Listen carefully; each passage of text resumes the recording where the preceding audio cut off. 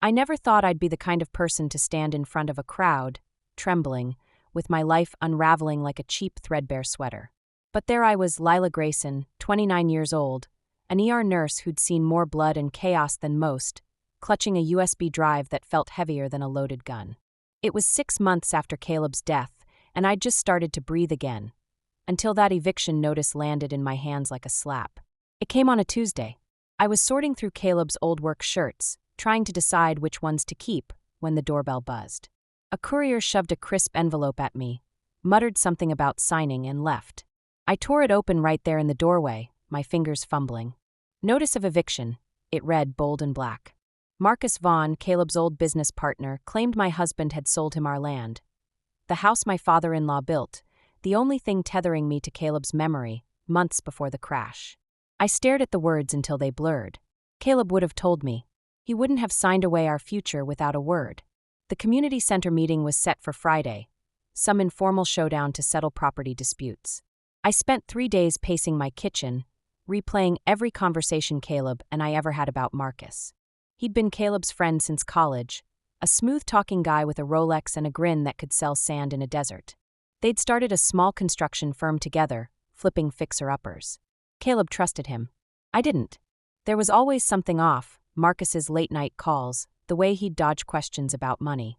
But Caleb would just laugh and say, "He's ambitious, Lila." That's all. Friday night, I walked into that packed community center, my stomach knotted tighter than a suture. Rows of folding chairs were filled with neighbors I'd known since I was a kid, Mrs. Hensley from down the road, the guy who ran the hardware store, even my old high school coach. They nodded at me, some with pity, others with doubt already flickering in their eyes. Marcus stood at the front, all polished shoes and confidence, holding a stack of papers like a trophy. The moderator, a tired-looking woman with a clipboard, called us up. Lila Grayson contests the sale of 1427, Pine Road to Marcus Vaughn, she droned. Mr. Vaughn, your evidence? Marcus flashed that grin, the one that made me want to claw it off his face. Simple, he said, sliding the papers across the table. Caleb sold me the land last March. Here's the deed, notarized and legal. Lila's just struggling to accept it. He paused, letting the room soak in his faux sympathy. She's grieving. Delusional, even. Probably thinks this is her shot at my insurance payout. The crowd murmured. I felt their stares shift, less pity now, more suspicion. My cheeks burned. That's a lie, I snapped, my voice cracking. Caleb never sold anything. That's our home. His dad built it with his own hands. Marcus, you know he'd never. Know what, Lila? Marcus cut in, leaning forward. That you're desperate? Clinging to a house that's mine, chasing my money? It's pathetic. The room tilted. Pathetic. The word hit like a punch, and for a second I couldn't breathe. I saw Mrs. Hensley whisper to her husband, saw Coach shake his head. They were buying it, his charm, his lies. My hands shook as I gripped the edge of the table, fighting the urge to scream. I'd found the dashcam footage 2 weeks ago, buried in a box of Caleb's junk, grainy, shaky, but undeniable. I'd watched it 100 times, my heart breaking anew each time Marcus's face appeared under that hood. I hadn't planned to use it, not yet. I wanted more proof, a cleaner fight. But standing there, drowning in his smugness, I couldn't take it anymore. I reached into my coat pocket, my fingers closing around the USB. Your Honor, I said, my voice steadier than I felt. I wasn't going to do this, but he's left me no choice.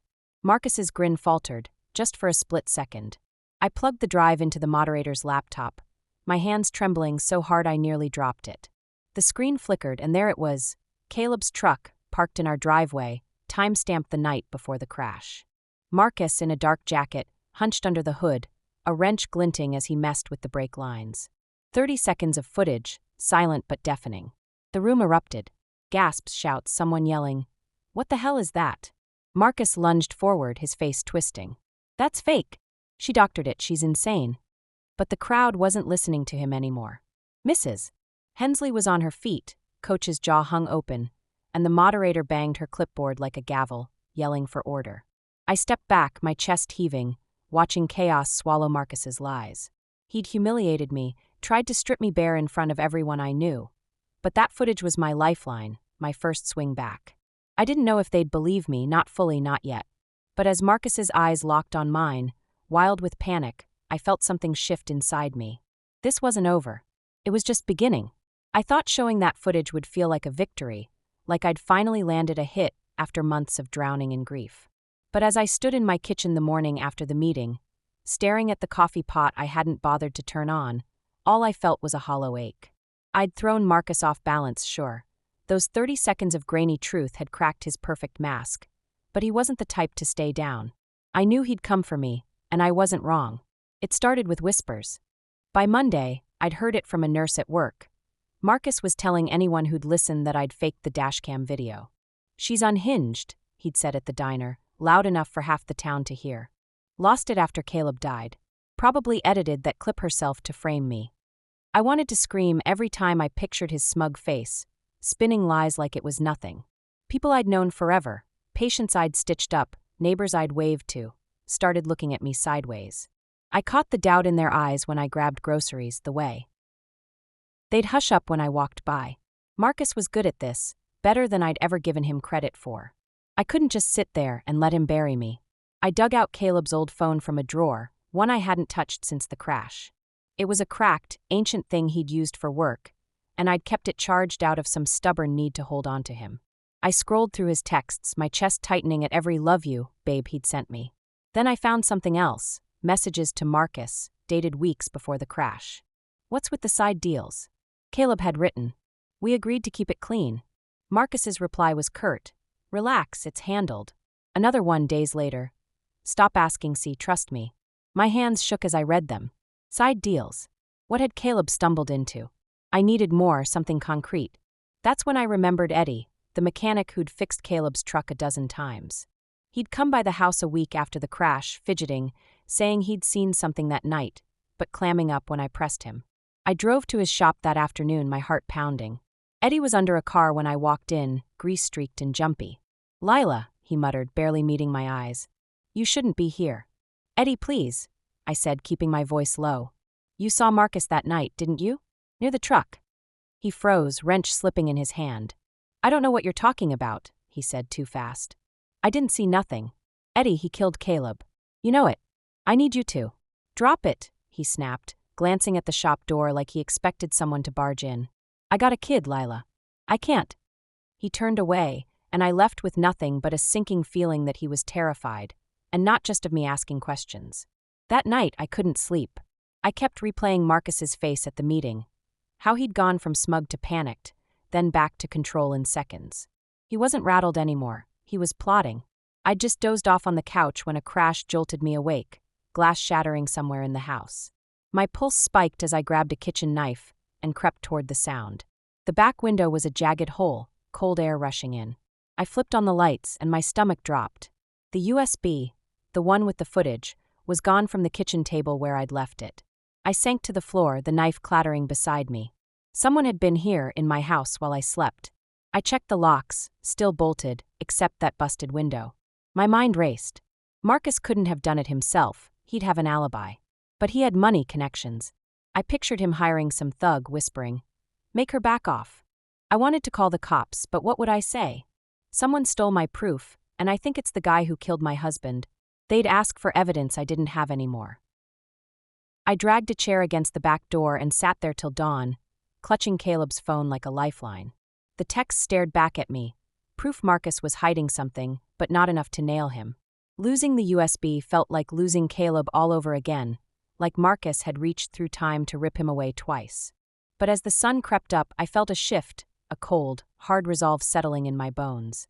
Marcus thought he'd won, thought he could scare me into silence. He didn't know me at all. I'd kept a backup of the footage on my laptop, hidden in a folder he'd never find. And those texts, they were a thread I'd pull until his whole world unraveled. He'd broken into my house, tried to break me. But I wasn't done. Not even close. As I sat there, watching the light spill across the floor, I promised Caleb, silently, fiercely, that I'd bury Marcus for what he'd done. Even if it cost me everything. I'd never been the paranoid type, not even after stitching up gunshot victims at 3 a.m. in the ER. But after that break-in, every shadow felt like a threat, every creak of the house a warning. I'd lost the USB, my one solid piece of proof, and Marcus was tightening the noose. I could feel it. By Wednesday, I was a wreck, jumping at every phone buzz, but I couldn't stop. I had to know what Caleb had gotten tangled in, what Marcus was so desperate to hide. It started with a storage unit key I found taped inside one of Caleb's old work boots. I'd been tearing through boxes in the garage, looking for anything to fight back with, when my fingers brushed the cold metal.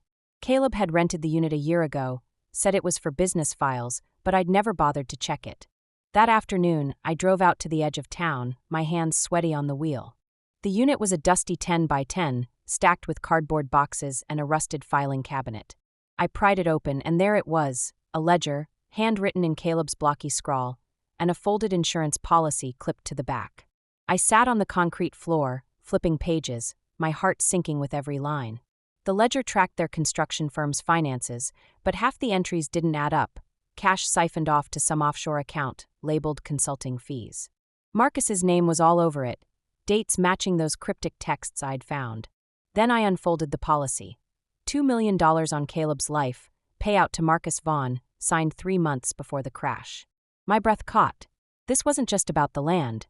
Marcus hadn't tampered with the truck to steal a house. He'd done it to cash out on my husband's death. I wanted to vomit, to scream, but I just sat there, clutching those papers like they'd burn me. Caleb must have suspected something, kept this hidden to protect us. And Marcus? He'd played us both, grinning over beers while plotting to kill the man he called a brother.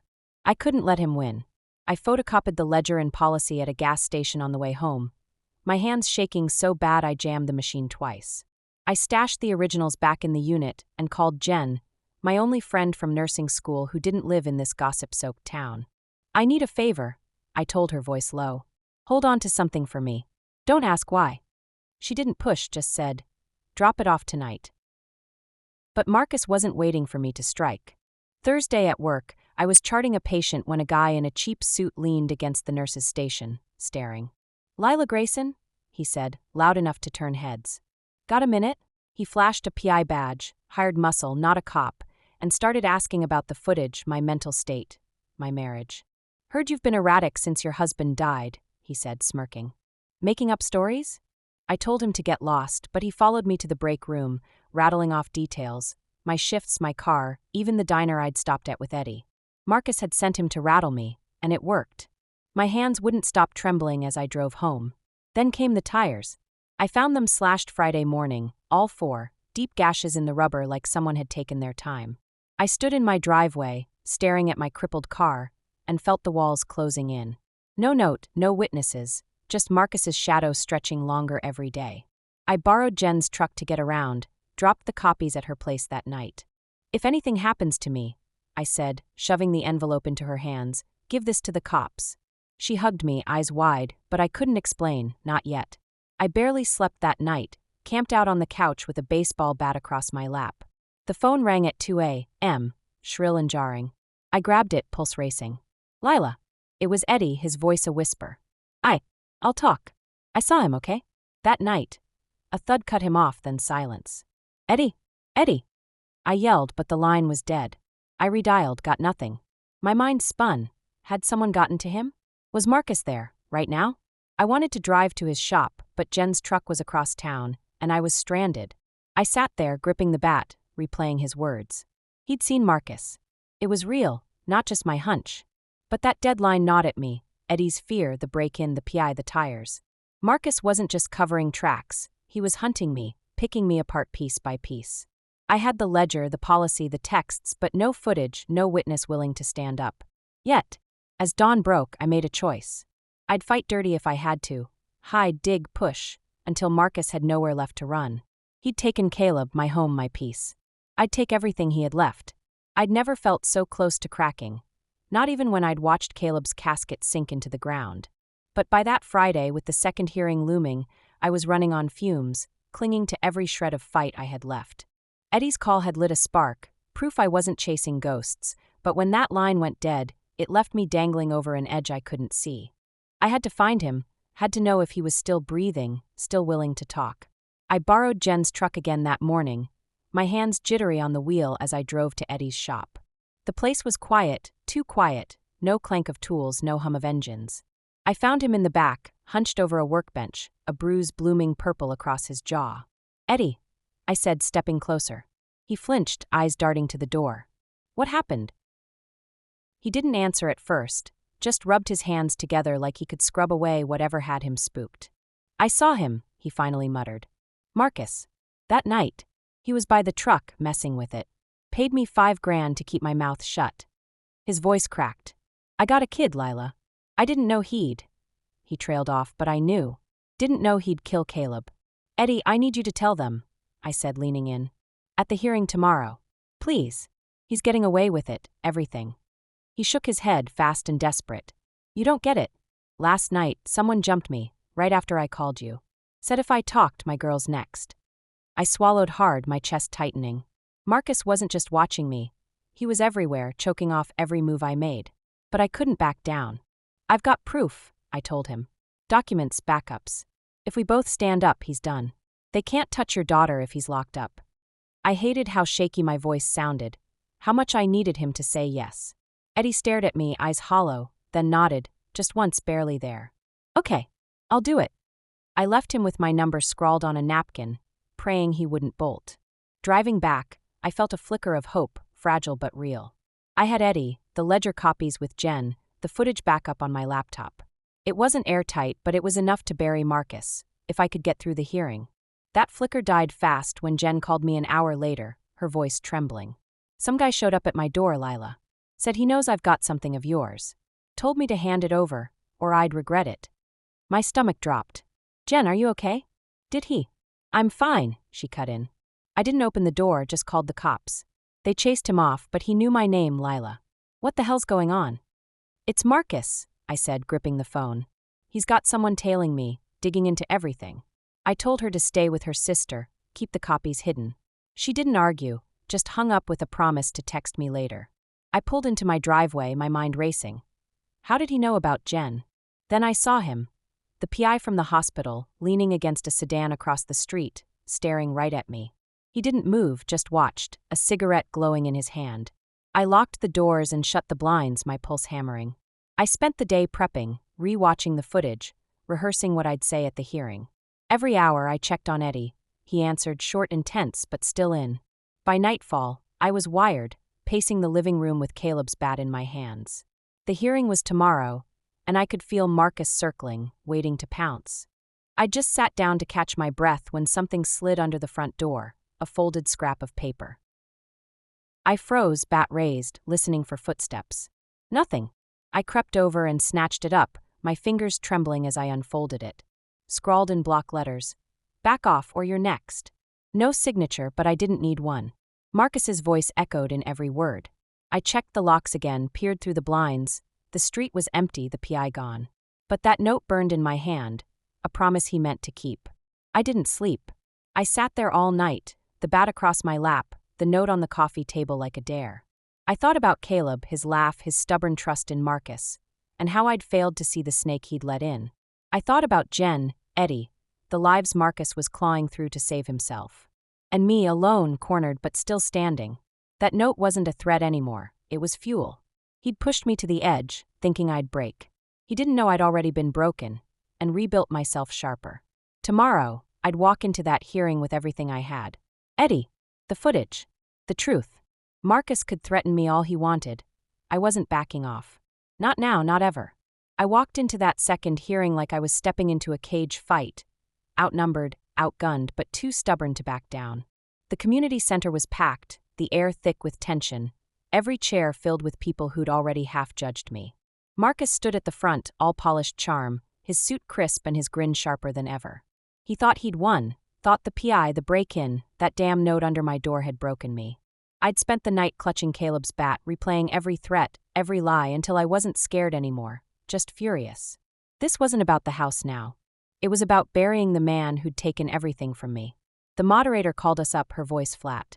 Lila Grayson contests Marcus Vaughn's claim to 1427 Pine Road.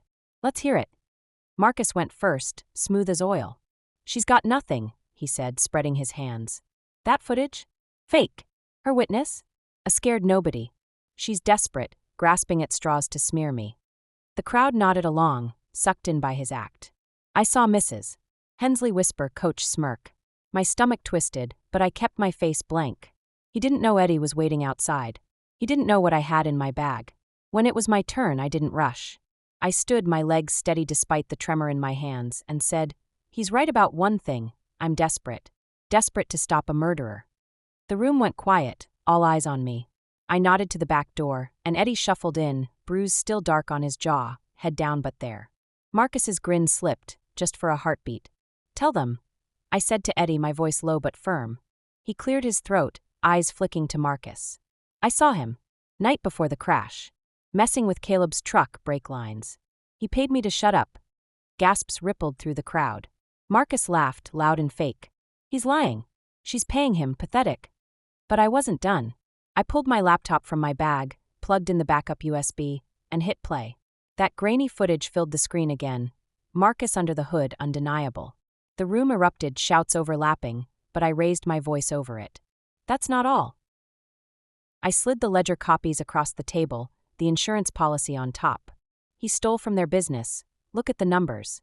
And this, $2 million on Caleb's life, payout to him. He killed my husband for money." The moderator grabbed the papers, her eyes widening. Marcus lunged forward, face red. "Lies. Forged, she's insane." But the crowd wasn't buying it anymore. "Mrs.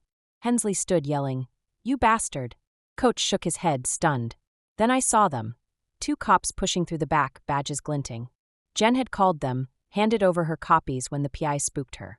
Marcus saw them too, and for the first time, I watched panic swallow him whole. He bolted for the side door, but they caught him mid-stride, slamming him against the wall. "Marcus Vaughn, you're under arrest," one barked, cuffs clicking. He thrashed, screaming about lawyers, but they dragged him out, his polished shoes scuffing the floor. The room buzzed, phones out, recording every second. The moderator banged her clipboard, yelling for quiet, but I didn't care. I sank into a chair, my chest heaving, watching Marcus disappear through the door. It wasn't over, court dates, charges, all that loomed, but he was done. The house was mine, the truth was out. I'd won. That night, I uploaded the footage online, every shaky frame, tagged with his name. By morning, it was everywhere, comments piling up. Monster. Justice for Caleb. His empire unraveled fast. Lawsuits, fraud investigations, his face plastered across news sites. I didn't watch it all. I didn't need to. I stood on my porch at sunset, the sky bleeding orange, and felt the weight lift, just a little. Caleb was gone, and I'd carry that scar forever, but I'd fought for him. I'd torn Marcus down with my own hands, piece by crooked piece. I wasn't whole, but I was free. As the light faded, I looked out at the land, our land, and whispered, "I got him, babe." The wind carried it away, and for the first time in months, I breathed without choking on grief. *K, if you made it this far, thanks for sticking with me through this wild ride. What did you think? Did Lila's revenge hit the mark? Drop a comment, hit that like button if you're rooting for her, and subscribe for more stories like this. I've got plenty more where this came from,